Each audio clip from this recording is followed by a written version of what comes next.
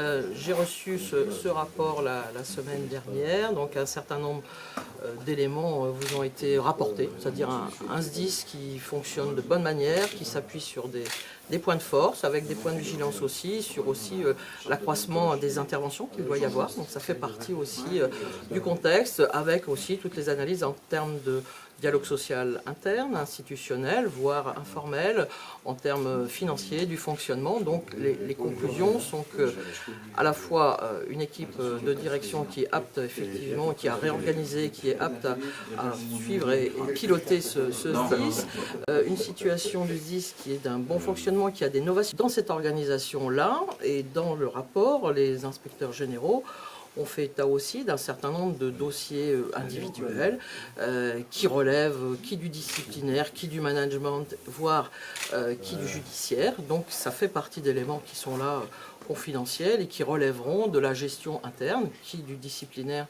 Ce seront des instances disciplinaires qui se tiendront au sein de l'institution du service départemental d'incendie et de secours, le judiciaire relevant bien évidemment d'abord du procureur, et les enjeux managériaux font partie aussi des enjeux de l'établissement à faire avancer. Ça touche combien de personnes?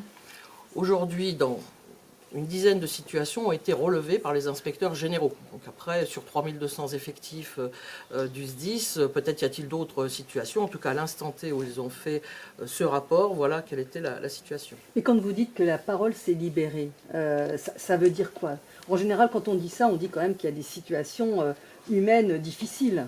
Il y a eu des situations humaines difficiles qui ont été exprimées, c'est aussi ça que veut dire la parole s'est libérée, des faits graves qui ont pu être entendus, en tout cas rapportés. Donc quand les faits graves sont rapportés, quand on parle de sujets de brimade, d'humiliation, voire des notions de harcèlement, encore faut-il l'instruire et le valider, mais ce sont des faits suffisamment graves pour être portés à connaissance du procureur de la République, oui.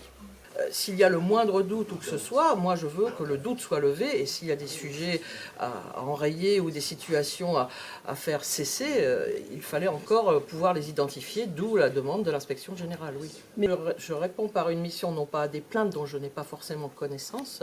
En revanche, quand je constate qu'effectivement on accuse ou que je n'arrive pas à savoir ce qui est derrière un article de presse, je veux savoir ce qui se passe, je veux savoir ce qu'il se passe dans une des institutions du département, bien évidemment. On a l'impression, vu de l'extérieur, qu'on veut museler une dizaine de personnes qui ne sont pas en accord avec le SDIS. Je ne peux pas vous laisser dire ça. Je ne peux absolument pas vous laisser dire ça. Il y a des dossiers.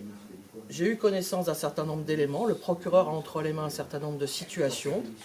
Ce n'est pas parce que je ne peux pas en parler que je souhaite museler qui que ce soit. Il n'y a jamais eu un dialogue social aussi nourri depuis l'arrivée du colonel Harry. En tout cas, c'est ce qui est relevé quand on recense l'ensemble des instances qui se sont tenues. Après, il y a des faits graves qui doivent être traités. Museler qui que ce soit, non.